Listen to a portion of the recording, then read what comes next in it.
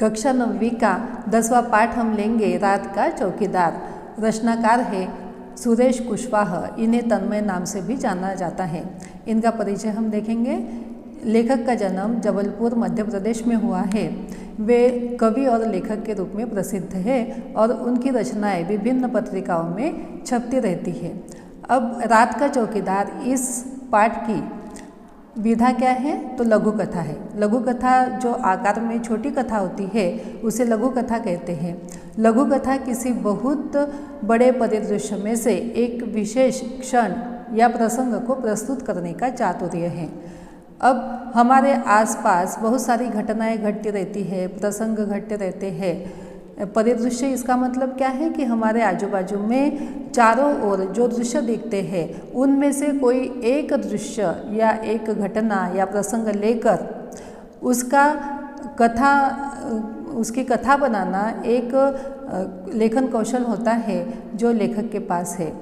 प्रस्तुत पाठ में लेखक ने चौकीदार के माध्यम से जहां इस पेशे से जुड़े लोगों की ईमानदारी, कर्तव्य निष्ठा को दिखाया है, वही कुछ लोगों की मुफ्तखोरी को दर्शाते हुए जन जागृति करने का प्रयास किया है।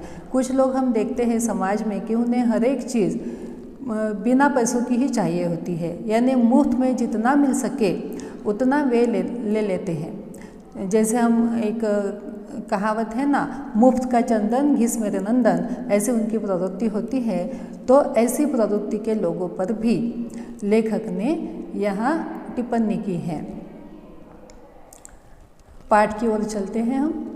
दिसंबर जनवरी की हाड़ कपाती ठंड हो, झमाझम बरसती वर्षा या उमस भरी गर्मी की रातें हो, हर मौसम में रात 12 बजे के बाद चौकीदार नाम का यह निरीह प्राणी सड़क पर लाठी ठोकते, सीटी बजाते, हमें सचेत करते हुए कॉलोनी में रात भर चक्कर लगाते रोज़ सुनाई पड़ता है। अब चौकीदार हम देखते हैं, आपने भी देखा होगा आजू बाजू में, तो उसका काम रात में जब हम सोते हैं तो वह अपनी चौकसी का काम करते हुए हमारे लिए वह जागता है। और कौन सा भी मौसम हो, दिसंबर जनवरी का मौसम हो, यानी हाड़ कपाती ठंड हो। हाड़ कपाती ठंड हो इसका मतलब क्या है कि बहुत ज़्यादा ठंड हो, हड्डियों में कपकपी सी निर्माण हो, इतनी ज़्यादा ठंड हो तो भी वह अपना काम करता है। झमाझम बरसात हो, झमाझम बरसात इसका मतलब है कि हम देखते हैं ना कि बिजली बहुत कड़कती है आकाश में, तो बहुत सारी बरसात हो तब भी यह अपना काम करता है। और उमस भरी गर्मी की रातें हो, उमस भरी इसका मतलब है, उमस का मतलब है उष्णता, तो बहुत गर्मी की रातें हो, जब गर्मी के मौसम में हवा बिल्कुल भी नहीं चलती है तो और ज़्यादा गर्मी होती है। तो मौसम कैसा भी हो वह चौकीदार अपना काम बराबर करता है। हर मौसम में रात के 12 बजे के बाद वह लाठी ठोकता है, सीटी बजाता है और हमें सचेत करता है। यह प्राणी कैसा है, लेखक ने लिखा है कि यह निरीह प्राणी है। निरीह है इसका मतलब है कि वह बेचारा है, निष्कपट है। हमारे लिए वह कॉलोनी में यानी बस्ती में रात भर चक्कर लगाता है। उसकी सीटी हम कभी कभी सुनते हैं। हर महीने की तरह 1 तारीख को हल्के से गेट बजाकर खड़ा हो जाता है। साहब जी पैसे, कितने पैसे, वह उससे पूछता है। साहब जी 1 रुपया रोज़ के हिसाब से महीने के कितने हुए, 30 रुपये, आपको तो मालूम ही है। अच्छा एक बात बताओ बहादुर, चौकीदार का नाम क्या है, बहादुर है, महीने में तुम्हें कितने घरों से पैसे मिल जाते हैं। साहब जी यह पक्का नहीं है, कभी 60 घर से तो कभी 50 घर में, यानी कॉलोनी में जितने भी घर हैं ऐसा ज़रूरी नहीं है कि हर एक घर से उसे पैसे मिलेंगे। 30 त्यौहार पर बाकी घरों से भी कभी कुछ मिल जाता है। इतने में ठीक ठाक गुजारा तो हो ही जाता है हमारा। गुजारा होना इसका मतलब क्या है कि घर चलाना, निर्वाह होना।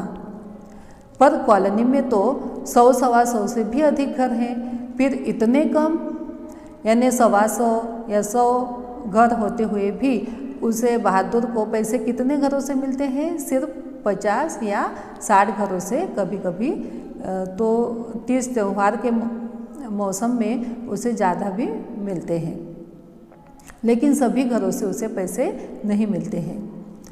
तो फिर तुम उनके घर के सामने सीटी बजाकर चौकसी रखते हो कि नहीं? उसने पूछा। हाँ साहब जी, चौकसी रखना तो मेरी जिम्मेदारी है, मैं केवल पैसे के लिए काम नहीं करता। फिर उनकी चौकसी रखना तो और भी ज़रूरी हो जाता है। भगवान नहीं करे यदि उनके घर चोरी वोरी की घटना हो जाए तो पुलिस तो फिर हमसे ही पूछेगी ना। हम देखते हैं ना कि चौकीदार होते हुए भी यदि कोई चोरी डकैती की घटना हो जाए तो सबसे पहले पुलिस किसे पूछताछ करती है? चौकीदार से। और वे भी हम पर झूठा आरोप लगा सकते हैं कि पैसे नहीं देते, इसलिए चौकीदार ने ही चोरी करवा दी। ऐसा पहले मेरे साथ हो चुका है साहब जी। अच्छा ये बताओ कि रात में अकेले घूमते तुम्हें डर नहीं लगता? डर क्यों नहीं लगता साहब जी? वो भी तो इंसान ही है ना चौकीदार। जैसे हमें डर लगता है, रात के अंधेरे का डर, चोरों का डर, वैसे उसे भी तो लगता होगा। लेकिन वह अपना काम करने के लिए कैसा है? लाचार है, मजबूर है, उसे अपना काम करना ही है। दुनिया में जितने जिंदे जीव है सबको किसी न किसी से डर लगता है। बड़े आदमी को डर लगता है तो फिर हम तो बहुत छोटे आदमी हैं। किसने बताया? बहादुर ने। कई बार नशे पत्ते वाले और गुंडे बदमाशों से मारपीट भी हो जाती है ना। समाज में हम देखते हैं कि कोई लोग नशा करते हैं, ड्रिंक्स लेते हैं, जुआ खेलते हैं, गुंडे बदमाश होते हैं, तो वे किसी का भला नहीं चाहते हैं और चौकीदार को बिना वजह से उनसे मारपीट भी सहनी पड़ती है। शरीफ दिखने वाले लोगों से झिड़कियाँ, धुतकार और धोस मिलना तो रोज़ की बात है। और जो गुंडे बदमाश नहीं हैं, समाज के लोग जो शरीफ दिखते हैं, शरीफ इसका मतलब क्या है? सज्जन लोग जो दिखते हैं लेकिन वास्तव में होते नहीं हैं, तो वे भी कभी कभी झिड़क देते हैं। झिड़कियाँ इसका मतलब क्या है? कि डांटते हैं, फटकारते हैं। धुतकार इसका मतलब है धिक्कारते हैं। और धोस इसका मतलब है धमकी भी देते हैं। तो यह तो रोज़ की बात है, चौकीदार को यह सब सहन करना पड़ता है। अच्छा बहादुर, सोते कब हो तुम? वह फिर प्रश्न करता है। साहब जी, रोज़ सुबह 8-9 बजे एक बार कॉलोनी में चक्कर लगाकर तसल्ली कर लेता हूँ।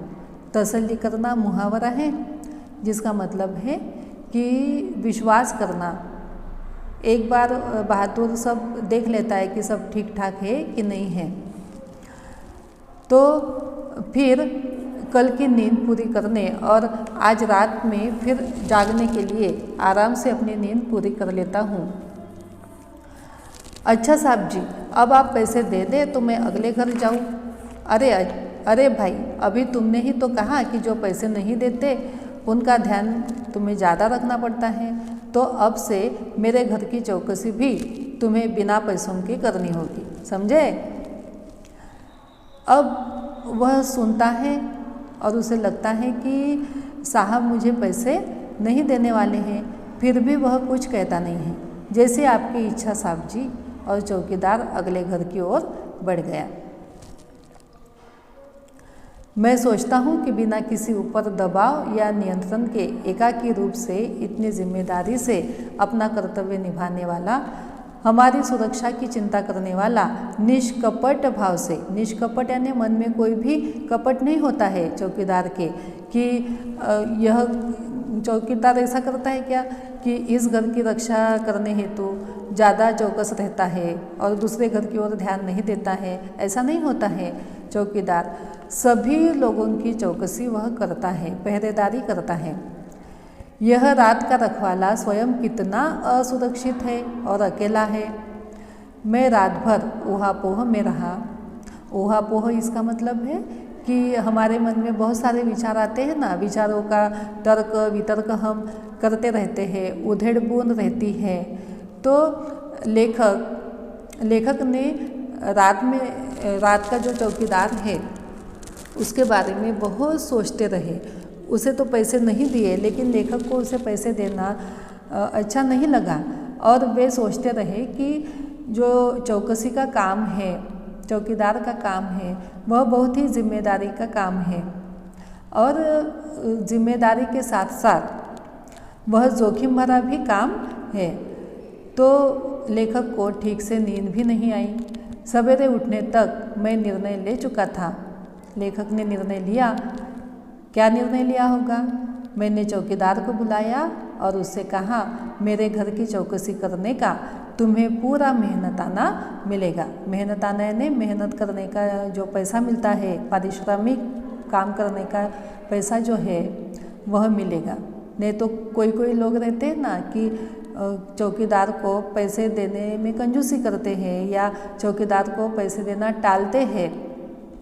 तो लेखक ने भी पहले वैसे किया, क्योंकि अगर पैसे नहीं दिए तो भी चौकसी होगी ही। लेकिन ऐसा करना चाहिए क्या? बिल्कुल भी नहीं करना चाहिए। चौकीदार ने सलाम किया और चला गया। मैंने चैन की सांस ली।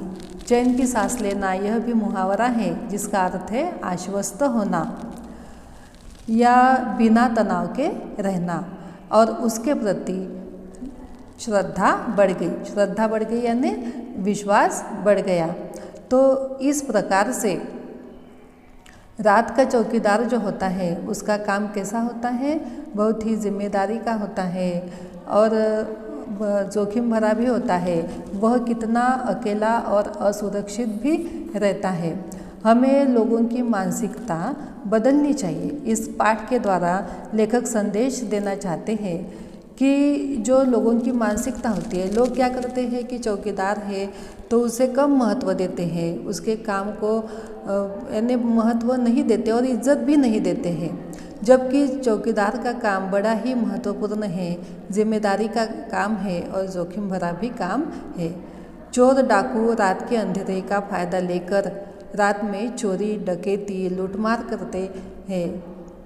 सब लोग तो अपने घरों में आराम करते रहते हैं, आराम की नींद लेते हैं। तब चौकीदार अपनी नींद न लेते हुए चौकसी करता है।